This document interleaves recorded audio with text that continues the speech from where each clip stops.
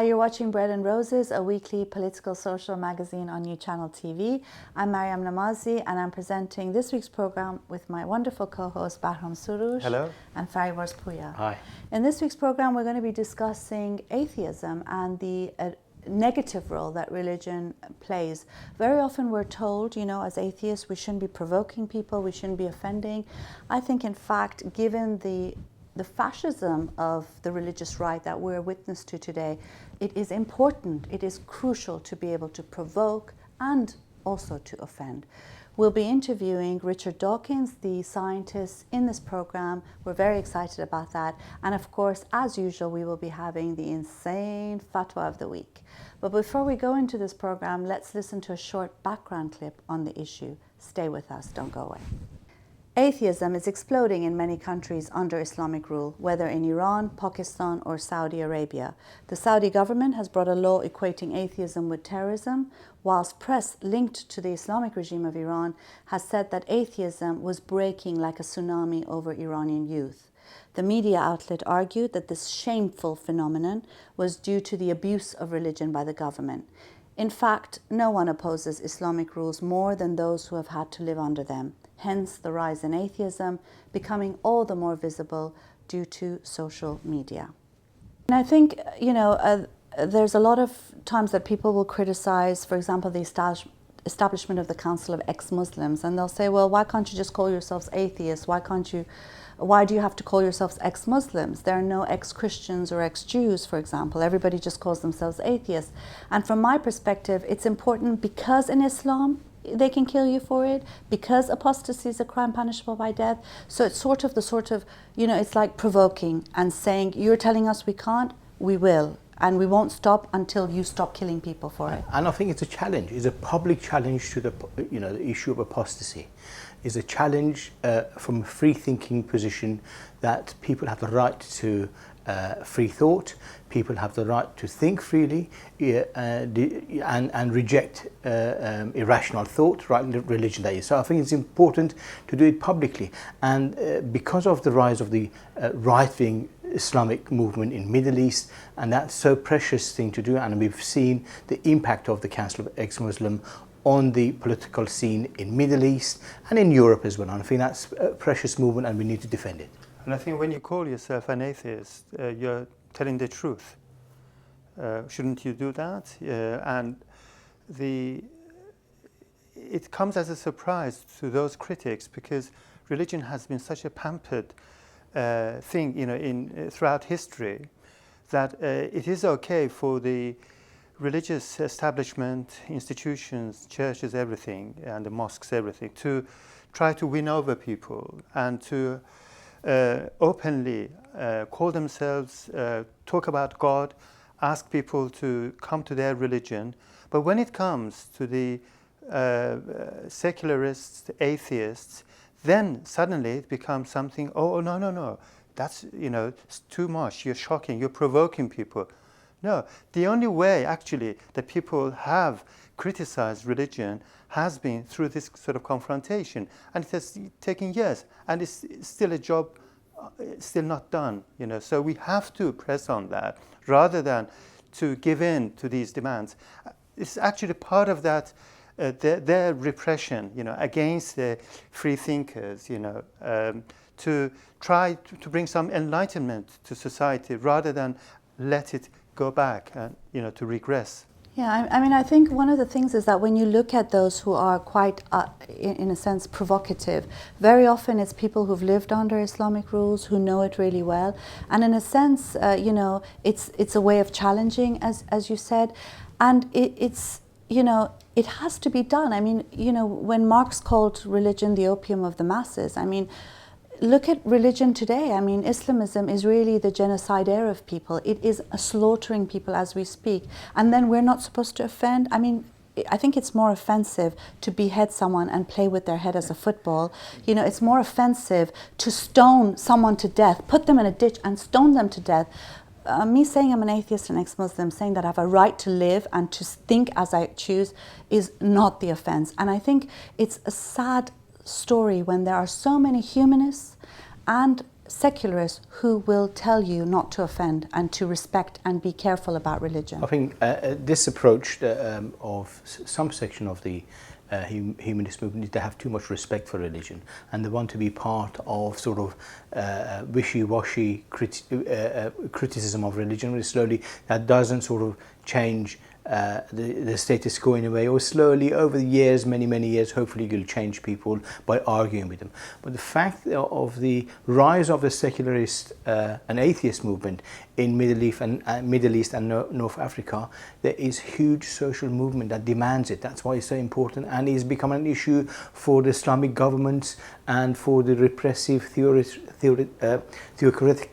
theocratical states. And I think that's what it is a demand of the society, and there's such a huge young population in these societies that demand it, and actually in practice they are the ones who are facing this genocidal movement, as you mentioned. It's a demand and a need, an urgent absolutely. need. Sure. Yeah. And I think it's a question of power, you know, power relations. Who is in a critical standpoint here? You see, we're not talking about an equal position in society where we are either governing or we are in a position of power, and they are the people who have to be challenging us. No, it's the opposite. They are the establishment. They've got all the wealth. They've got all the institutions with which they have, as part of the legacy of thousands of years of the fact that they have been next to the ruling classes. And then we are the critical voice. And if you're a critical voice, you have to be critical. So you have to provoke, you have to confront, you have to challenge. So that is part of our job. You can't say, no, don't do that. So all protest movements, they are about challenging, about questioning, about criticizing, and about, you know, going into a fight with them. And it's always, so if you say, no, we want to have an inclusive society, this is the argument that is used, that everybody has to have their own share. No, but it's an equal situation. You know, you can't say, okay, from that standpoint, okay, let's all of us live together. Yes, that's fine, but They're not the one letting us live as exactly, we choose. and because the onus is on us. The big weight is on us to challenge them. You see, that's why it is so important to clarify the position and not to give in to that sort of argument, I think. Let's listen now to the interview with Richard Dawkins. It's quite a short clip because he was rushing about, but he raises some really important points in them. So watch this and stay with us, and we'll be back to discuss this matter further.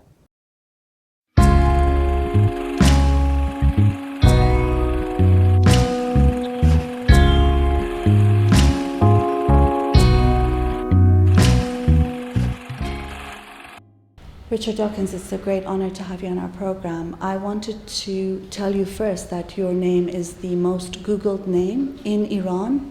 They did a search and saw that it was actually your name that came up. And it shows just what a large following you have in Iran and in the Middle East and North Africa. You know, I've come across countless ex-Muslims, and the first thing they often say is, I became an atheist as a result of the God delusion.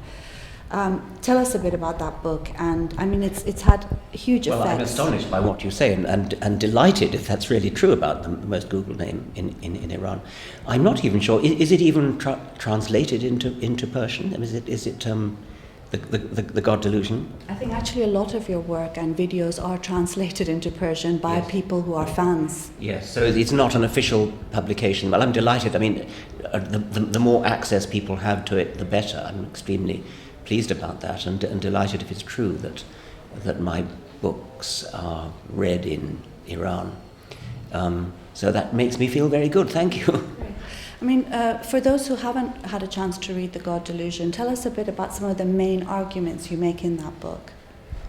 Oh, it's a whole long book. I'm not sure I can possibly summarize. I mean, I suppose the central argument is that there is absolutely no scientific reason to believe in any kind of supernatural creator. I think it's an interesting scientific hypothesis that there is a supernatural creator. It is a scientific hypothesis and it's false. And people who think that there is a good scientific reason to believe in a supernatural creator are wrong. They simply need to look at the evidence. In many cases, they simply haven't looked at the evidence. Many people, for example, are persuaded by the apparently designed nature of the living world. And you've only got to understand Darwinism to know that that's nonsense.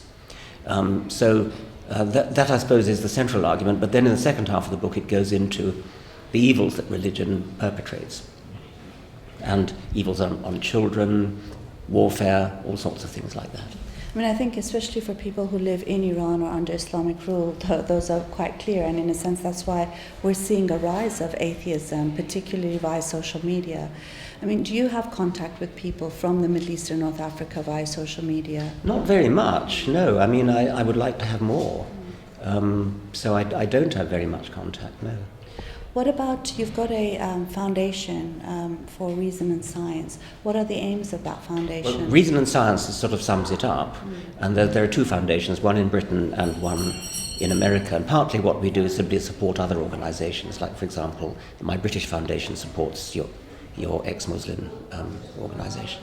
The American one does a lot of different things, but among other things, what it does is to try to help ex-Muslims in America to get together and to recognize each other's existence and to gain confidence from each other's existence.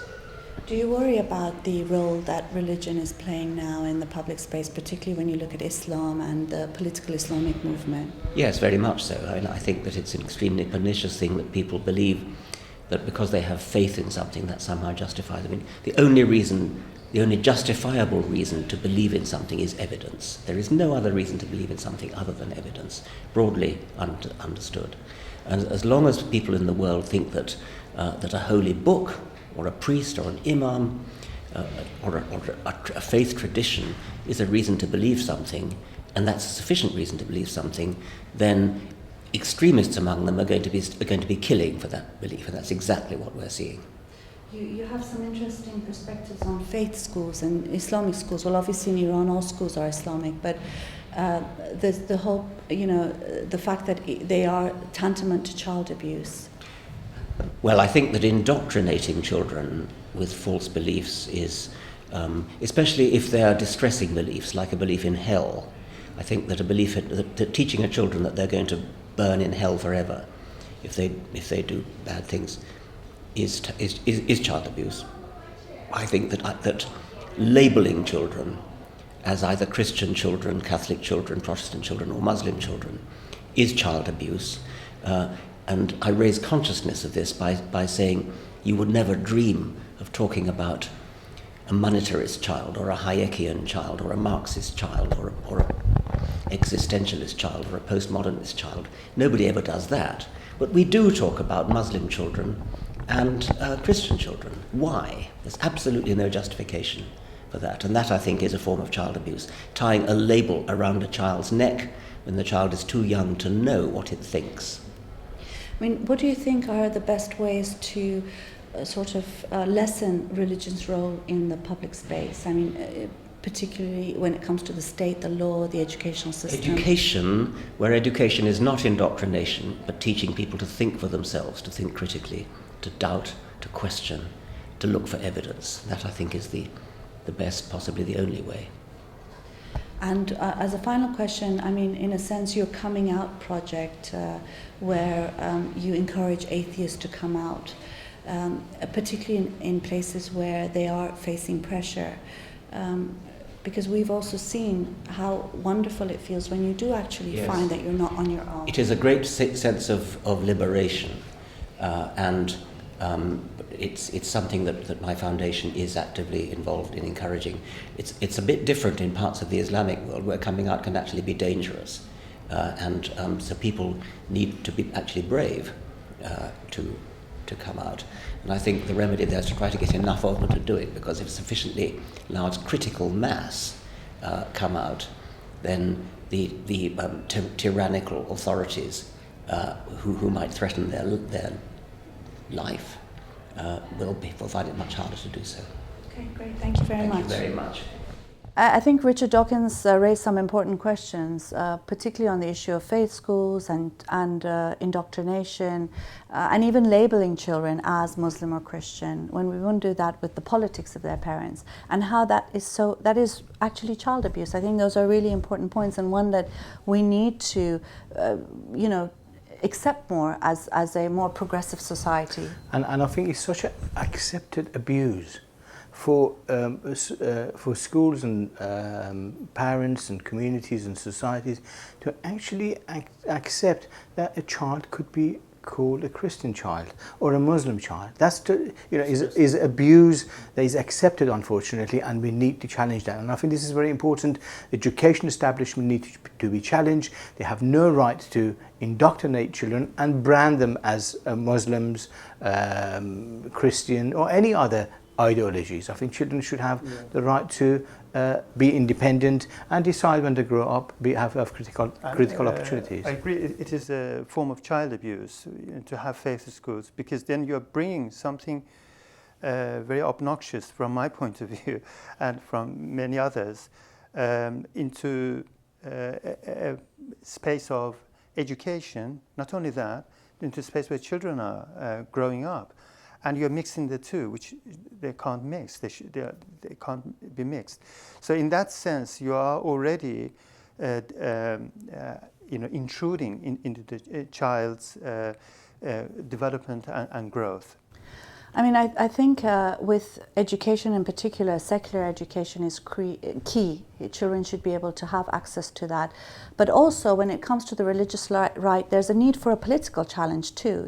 Education won't be the end of this hell on earth. Now let's look at a video clip of myself at the World Humanist Congress, where I urge people to stop focusing on their small worlds and calling atheists aggressive, and focus on the real aggressors, which are the Islamists. Watch this clip. Hello everyone, Richard Dawkins, I just wanted to thank you as well for all the support you've given to ex-Muslims.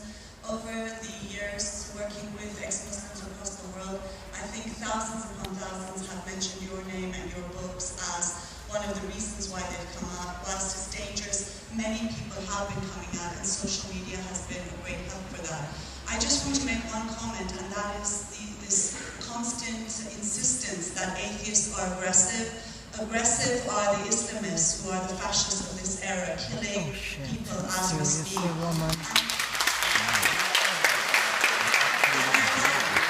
Christians in our land, Jewish in our land. To look beyond our little worlds and to look at the state of many people across the world, Muslims and non, who are faced with this new fascism, our dark ages of this era. ISIS, this is their flag. It says there is no God but Allah and Muhammad is his prophet. They have surrounded people in Sinjar who are dying of hunger, and they are slaughtering people as we stay here. I suggest that we all stop calling ourselves aggressive atheists and focus on the barbarians of our era.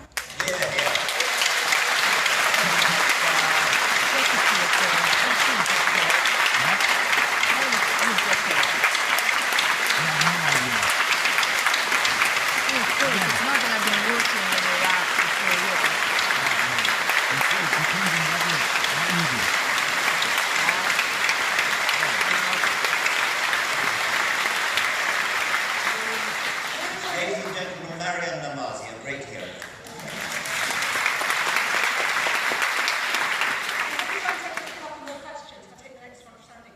The thing for me was when I went to the World Humanist Congress, it was really frustrating to a large extent, because I felt that, the Congress should begin, and the middle of it and the end of it should be about ISIS, about the fact that these fascists are taking over large parts of Iraq, Syria. They're killing people, they're slaughtering people, and it's not just religious minorities that they're killing other Muslims as well, who don't agree with them, who are free thinkers, who are secularists. And you know, and at that moment, I mean, there were all these people trapped on this mountain, children who were dying of thirst and hunger.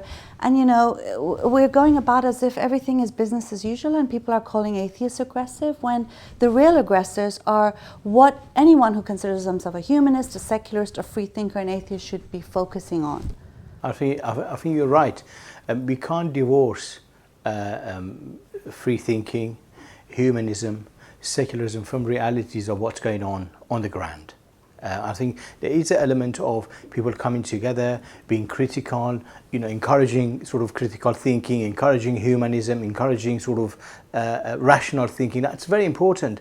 But in reality, the impact of all of this, it's got to have a result for the way people live. And when you have next door, you know, Islamist movement who are opposed to humanists, secularists, and slaughter any humanists or secularists if they get their hands on, they are slaughtering thousands upon thousands of people. A Congress of that kind needs to react to and respond to the challenges being thrown to it. And I think you did right thing to stand up and raise that issue on the platform. But can I just say something? I mean, what really angered me is that Reza Moradi was filming me, and he was with me there, and someone sitting next to him was actually, you know, saying shit, and what is this rubbish she's talking, and oh my God, she called all Muslims fascists, because the reality is that they can't even see the difference between a Muslim and a fascist. It's like everyone who's British is not EDL, everyone who is or was German is not necessarily a Nazi. Do you know what I mean? Everyone who's Jewish is not necessarily a Zionist. But when it comes to Islamism, suddenly any criticism is seen as racist, and it's become so normal even amongst those who are supposed to be free thinkers. Yeah. I mean, first of all, what you did at the Congress, I think, was very important, because even a short gesture like that is extremely important, because it sends the message home that here we are not talking about a discourse about religion, enlightenment, free thinking on its own. In our day and age, religion is mixed up with politics, with war, with conflict. You can't separate the two.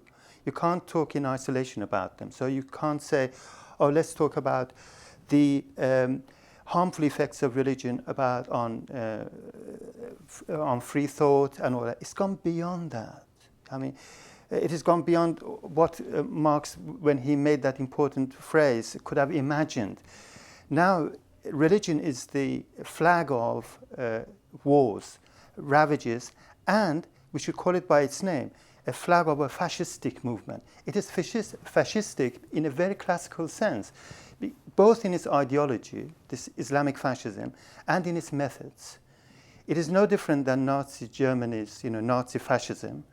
It is just as hateful to any person other than themselves, and it ideologizes that. It justifies the killing and annihilation of everybody else.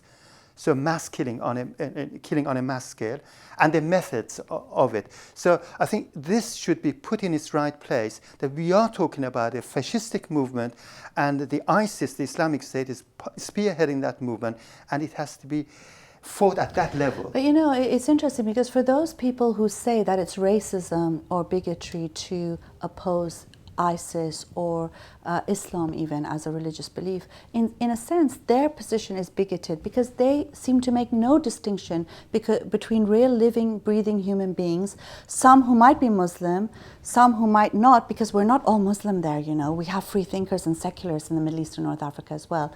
Plus, even if you're Muslim, like my parents, you don't like ISIS, you hate them, and you oppose them with all your being. And I think the issue of separating politics of the day from real philosophy, from real thinking, from critical thinking, from humanism, from secularism. A genuine secularist movement, a genuine humanist movement must have a political edge. You can't divorce it from politics. And I think what my worry is that there is a type of politics that's trying to not to challenge, or shy away from the real challenge that real human beings, millions of people in Middle East and North Africa are facing. And if we want to be a world organization that represents everybody across the globe, we need to respond to the needs and demands of that section of the population in the world. I think that's it's important. funny, I was on a panel called Is There Something About Islam? And I left that Congress thinking, is there something about the British Humanist Association and the International Humanist and Ethical Society? You know, because I sort of felt like, you know, they're trying to dampen any sort of provocation, any sort of rage against the Islamist movement, and that is necessary. You know, when you're faced with this sort of fascism, you must be able, you can't have people standing as hall monitors telling you, oh, you know, speak more softly, don't provoke, don't offend. They're killing people, and you're telling me not to be offensive and not to provoke. I mean, you really don't have any idea what's happening in the world. Open your eyes, move beyond your little world, you know, and worrying about trying to get a bigger pie for you, the religion pie, as one of the many faiths. You know, humanist is one of them. So let's have a bigger pie on the table. We need to deal with religion, particularly in the state and in the public space. And in a sense, that's why the humanists are getting it wrong when it comes to Sharia law in Britain. They think it's people's right to religion. When it comes to the burqa, they think it's people's right to dress. When the Law Society issues Sharia compliant guidances, they think it's a lot of fuss about nothing, because they don't see this movement as a fascistic one. It's either sitting on the fence or political naivety. You know, it's either of the two, because you can't fight this movement by not taking a stand. You have to take a stand. You can't say, okay, I'm trying to see what's happening, you know, to see both sides. There's only one side in a sense, because there is a movement which is aggressive, which is on the offensive, and it is killing, it's ravaging, you know, it is going about, and it's a political movement. We're not talking about all Muslims at all. Millions of Muslims are victims of that movement itself. So the distinction is there already. It's a question of, are you going to stand up against this fascistic movement or not? Or are you going to just stay, in the best sense, you know, politically naive, stay out of what is going on?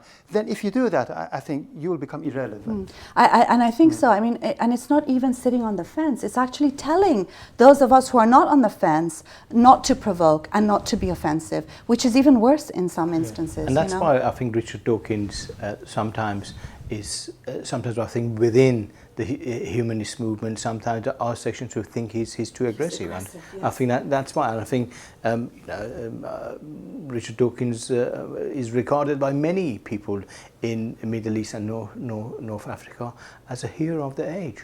Not just because of his science, because of his political stance, because of his social stance that is defending the right of people to free thinking and actually responds to the challenges. Yes, I must say something a mistake I made actually. Thank you for reminding me. In my interview with Richard Dawkins, I made a mistake of saying that Richard Dawkins' name was most searched in Iran. In fact, what the truth is, the reality is that from all those countries where there are searches of Richard Dawkins' name, Iran has the most searches, which is still a great, wonderful thing, because it shows the number of atheists there. We've reached the end of our program. We have more to say, but we'll have to leave that for another program. Before we go, let's go to the insane fatwa of the week. Du-du-du-du-dum.